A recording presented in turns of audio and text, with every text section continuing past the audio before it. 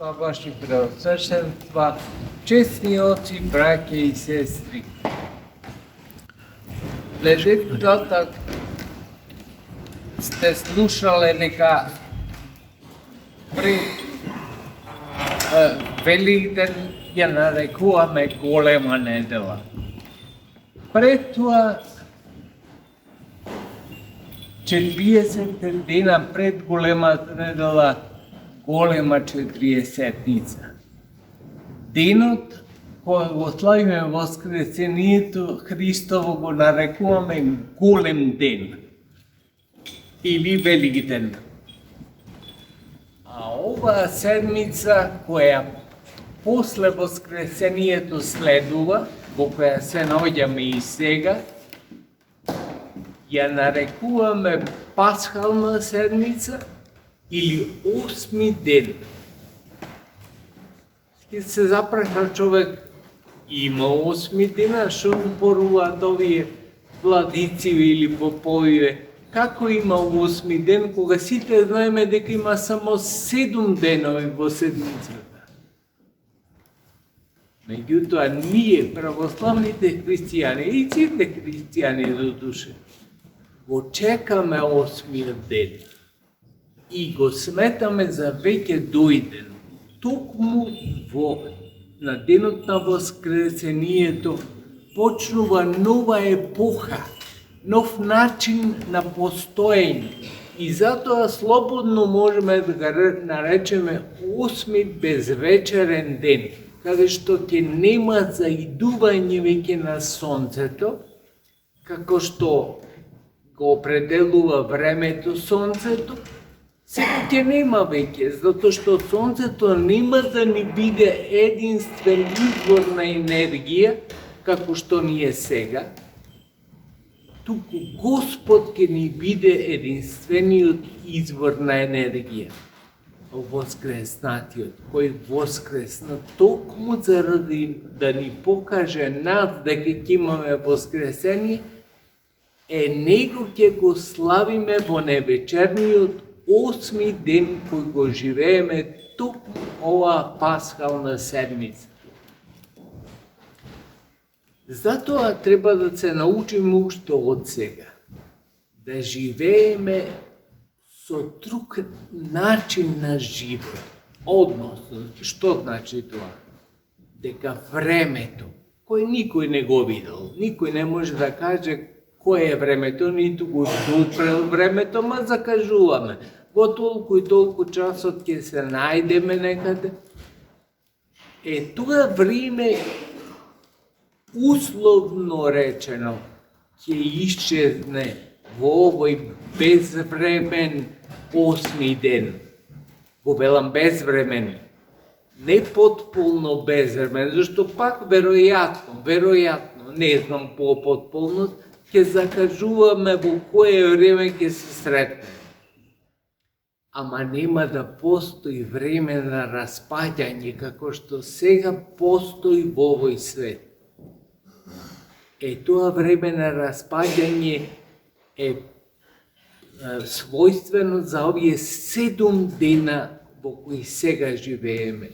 А во 8-миот, кој почнуваме да го живееме со Воскресението Христово, нема да има распаѓање, туку ќе има само живот вечен.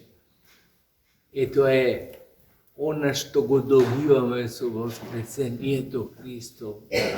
Христовото Воскресение не е фасцинација да ни покаже Господ, како што често пати меѓу нас гордите луѓе сакат да им покажат на другите колкаво богатство имаат или што имаат, какво знаење или нешто друго, за да ги фасцинираат. Не, Господ не дојде, немаше никаква потреба да ни го покаже тоа.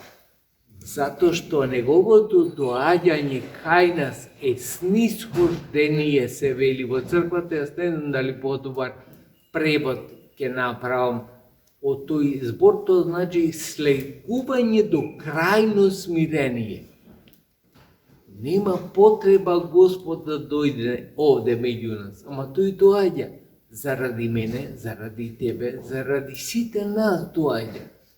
за да не спаси да ни го подари овој невечерен 8 ден. Денеска, браќи и сестри, имаме уште еден повод за славење, а тоа е празникот на светиот апостол и евангелист Марко. Секогаш кога тој е апостол, ама додаток има на апостол, евангелист велиме. Зашто не се сите апостоли евангелисти. Имаме само 4 евангелија, а 12 апостоли. Меѓутоа, меѓу апостолите од Марко не бил дури ни меѓу 12, туку бил меѓу 70 апостоли. Ама тој го пишува Евангелието според Марко, тоа значи дека и осетил потребата, Господ го просветлил, дека она што е запишано, тоа останува. И гледате, тоа останува. И другите апостоли, да речеме, еве Тома ќе го славиме во недела. Има некоја покривно Евангелие дека апостол Тома напишал Евангелие. Меѓутоа го велиме апокривно и црквата не го примила како петто Евангелие. Ама ова на свети апостол Марко го примил. А тој се смета според преданието бил оној ученик Христов кој го пресекол угото на слугата кои дошле да го фатат на денот кога дошле да го фатат Исуса и да го однесат пред првосвештениците народни. Меѓутоа, Христос не се согласил за тоа дека треба на силата со сила да се возвраќа. И го исцелил увото веднаш, како да речеме сега го залепил увото. Како? Чудно дури. Тоа за нас може би денес кој познаваме техники на шиење на кожата, на увото, може би малку полесно да ни биде пристапно, меѓутоа во она време да свати некој дека може да се залепи увото било крајно тешко. Само Господ може да го направи тоа. И на вистина Господ го прави тоа. Му го залепи увото, со тоа покажал дека не се согласува со делото на светиот апостол Марко на силата да се возврати со сила. И тоа брзо го разбрал свети апостол Марко.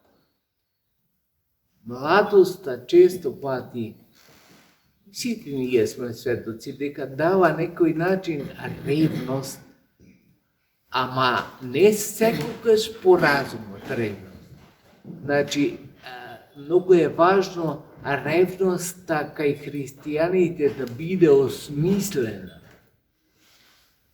Свети апостол Марко во тие години бил многу млад и инстинктивно действувал мојот Господ, кој најмногу го сака во животот, некој сака на ваков начин да го обезвредни и да го затвори и да го убие, како што се случува после тоа. Јас да останам здрав и жив, што ми вреди живот? Да, ама не размислува дека никаква смисла нема, не може ниту таа сила мала која го брани Христа, да ги победи слугите на првосвештениците кои дошли. Затоа и Христос го кажува тоа познато, зарем не мислиш, му вели на свети апостол Марко, дека можам една чета ангели да повикам и да ја промена ситуацијата со други зборови. Меѓутоа не го прави тоа нити Христос, затоа што има друга промисла. Ама гледате колку векови после овај настан, ова се зборува и се кажува, се поучуваат генерации и генерации кон ова. Денеска, браќи и сестри, уште еден празник славиме. Празникот на епископот на оваа епископија, односно Именденот, кој е празник за целата епархија. И ние дојдовме од различни места да му укажеме чест затоа што вреди, а и вие се собравте за да му кажете чест затоа што знаете дека именденот на епископот е празник за целата епархија. Тој има еден ден, кој слави Свети апостол Марко, ама во сите 365 денови од годината тој на располагање за сите вас. Затоа што сите вас имате или именден, или слава во тој ден, тоа го почитуваме, затоа доаѓаме на денот него пак сите да му заблагодариме. А имаме и на кого да му заблагодариме. Владиката Марко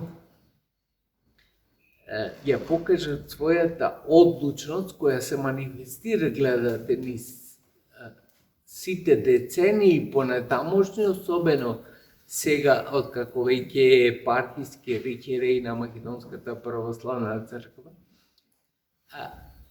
со тоа што во најодлучувачкиот ден, да речем, кога може би човек со здрав разум, тешко ќе се одлучи на тоа што го направи, меѓутоа со просветлен разум, како што се покажа владиката Марко во тоа време, го направи, а тоа е денот кога бевме изгонети од манастирот во Неготино, тој тогаш се замонаши.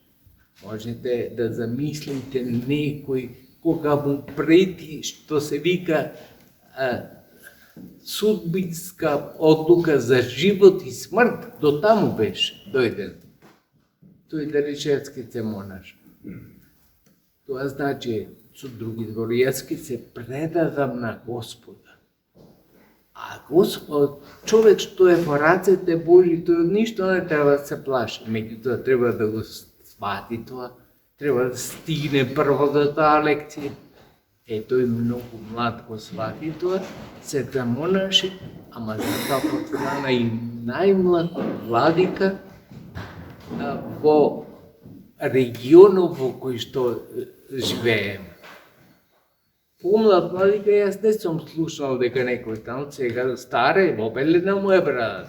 Ама тогаш кога беше избран и ракоположен за владика, беше најмладиот владика во православната црква, за кој јас сум слушнал. Не знам, често пати кога говорам, го споредувам Njegos. Njegos бил помлад, може би, ама во тоа време, значи, Петрович Njegos, црногорскиот владика, зборувам, кој живел пред 300 години скоро, 200 и нешто години пред нас. Ама тоа е заради потребата на црквата. Да знаете, ако некој ви каже, ама не е канонски толку млади да се ракополагаат свештеници или епископи. И ние точно ќе му речеме, не е канонски. Ама црквата ги прави каноните, а не каноните црквата.